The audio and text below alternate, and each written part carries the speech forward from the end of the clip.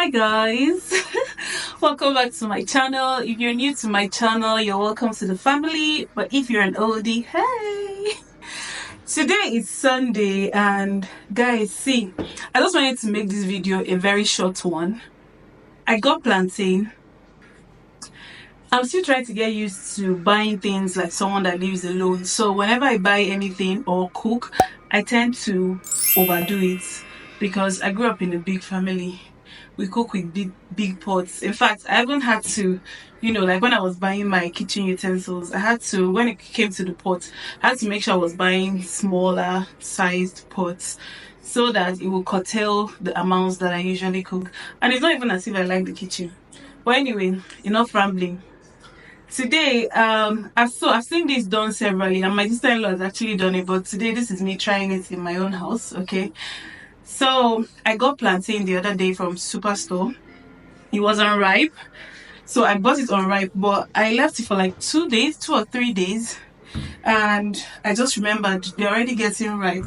You guys, I live alone. Tell me why I would buy 10 fingers of plantain.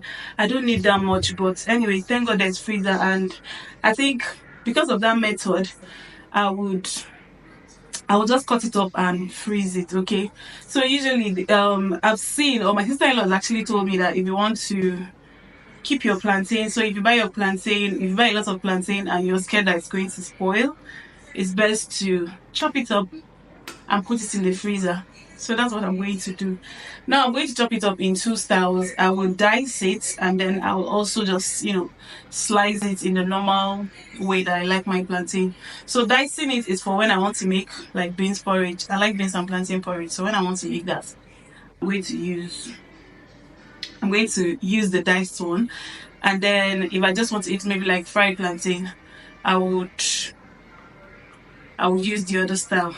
So I want you guys to do that with me. So if you didn't know it, I'm going to show you how to do it. Okay, as for, I don't think it's actually soft, but this three is actually soft. I don't know, I think I'm still going to leave this one though, because the back is still a bit green. But I'll just cut the remaining ones and just leave this one for maybe like one more day. So for this method, what you would need is a knife, of course, and some Ziploc bags. So let's get into this, okay?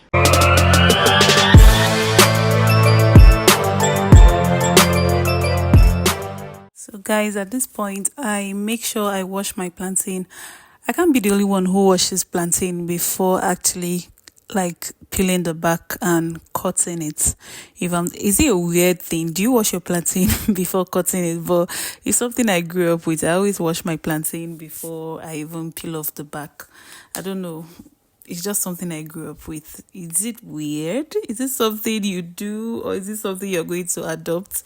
I kind of find it's cleaner though. So yeah, I wash my plantain before I peel off the back.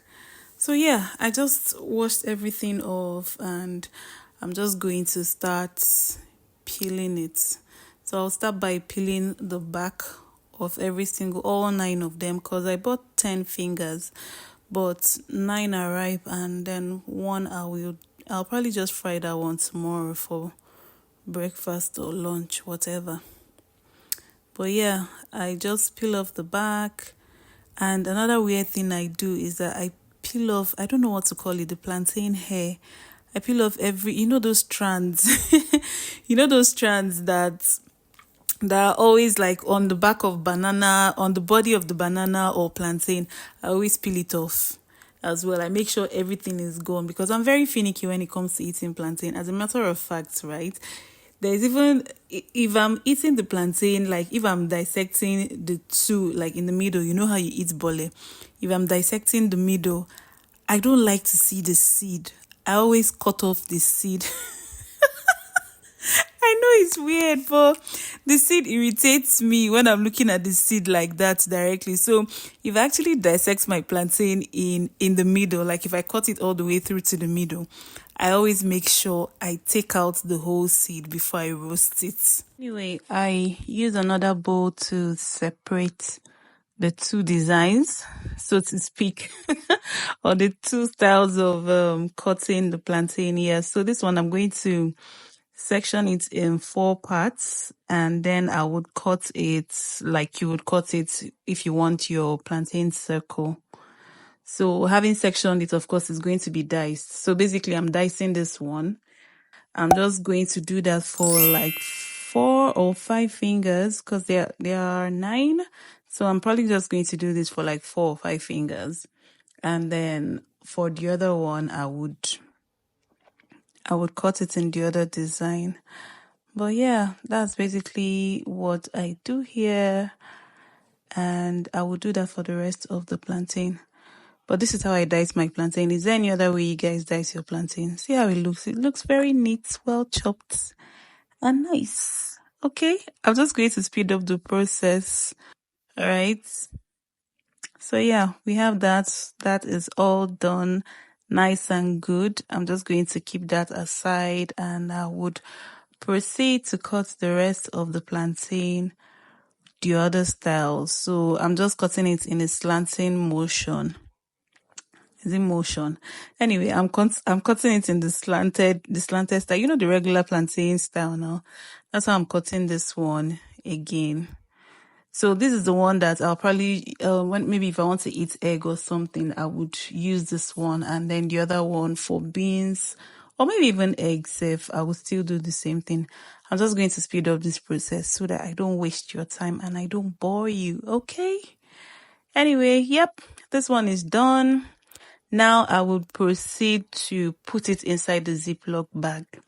Pro tip, when you want to put something inside the Ziploc bag, make sure you fold the seal part so that you don't get any food stains or anything like that on the sealing parts. I don't know what to call it, but that part where you seal. So if you want to put anything inside the Ziploc bag, make sure you fold that part and then you pour it in. That way, when you seal it, it's still going to be neat. So anyway, I'm just gauging the bag to see if I can put everything inside this one bag. And yeah, it turned out to be big enough. So that's what I did. I put the diced plantain inside this Ziploc bag. And here I'm just trying to lay it flat. So it's not just about pouring the diced plantain inside the bag. Make sure it's flat so that, by the time you put it inside the freezer, and when you want to use it, it's going to be frozen. So it's going to be really hard. So if you make it flat, it will be easy for you to break when you bring it out of the freezer. So that's just what I'm doing here. I'm flattening it, making sure that none of the plantain is touching the zip of the bag. So yeah, that's pretty much what it is. Make sure it's flat, flat, flat, flat, and try not to let air enter the bag so that you can get it the flattest possible. And then I'm just going to seal that one, keep it aside. You can see how flat it is. Nice, well diced. Okay, that will go into the freezer. I'll put that one aside and then I will proceed to do the other one. Okay, so doing the same thing again here. Make sure the sealed part is folded so you don't get food on it. And then I'm just pouring in the sliced one inside the bag. And then another tip here is that when you put in the sliced plantain, make sure they are not laying on top of each other. So you have to, lay it out flat. Every single thing will be on its own. None is topping on the other. This is because if you freeze it that way, when you bring it out from the freezer, it's going to be sticky. And when you freeze your plantain, you have to make sure you fry it immediately you bring it out of the freezer. So you don't wait for it to defrost. You have to fry it immediately.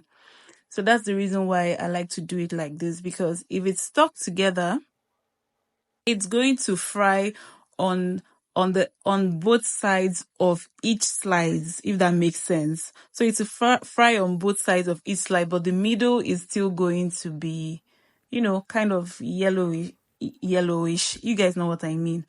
So yeah, so that's why I try to make sure everything is lying down on its own, so that for the same reason again, when I bring it out, it's all nice and ready to be fried. So immediately you bring it out, just make sure your oil is, hot. And then you just throw it inside the oil and you fry. So that's what I'm just making sure I do here. Make sure you remove all the air inside the bag so that there's no bubble and plantain doesn't move around. In fact, at this point, Seth, if I'm going to be doing this a lot, maybe I'll even consider buying what's it called? You know, that stuff that removes air from, like, kind of seals the bag very well. I think I might even get that for it. But anyway, you guys see how it looks. Every single plantain, every single slice is lying down individually. I would repeat the step again for the second batch. So this one took 2 bags because I was trying to make sure that everything was lying on its own. But yeah, I'm just going to repeat the same process for the second batch, and I would freeze it. So yeah, repeat the same process. Make sure it's laying flat in the bag for the same reasons I mentioned earlier. Seal the bag, make sure there's no air in it. See how flat it looks. Everything is laying on its own, so it's easy for you to bring out from the bag when you're ready to fry it. Look at it again. You guys, at this point I'm impressed with the work I did, and this is exactly how I'll do it going forward. So yeah, I have sliced plantain and diced plantain in 3 Ziploc bags. I did a good job. Yay to me! All right, so at this point, I'm just putting it inside the freezer. Make sure you also lay it flat in the freezer. So find a flat surface in your freezer. The same way it was on the kitchen slab, that's how I'm also carrying it and putting it in the freezer. Because if you hold the bag up, it's going to slide down and pile up, and that is the last thing you want. So just, carry it flat like that, put it in the freezer, and that's it. So that one remains there. As for the last single one, it will be for breakfast tomorrow. So that's it, guys. Hope you learned something. Thanks for watching. I'll see you in my next video. Be good to yourself, love yourself, and love others. Bye.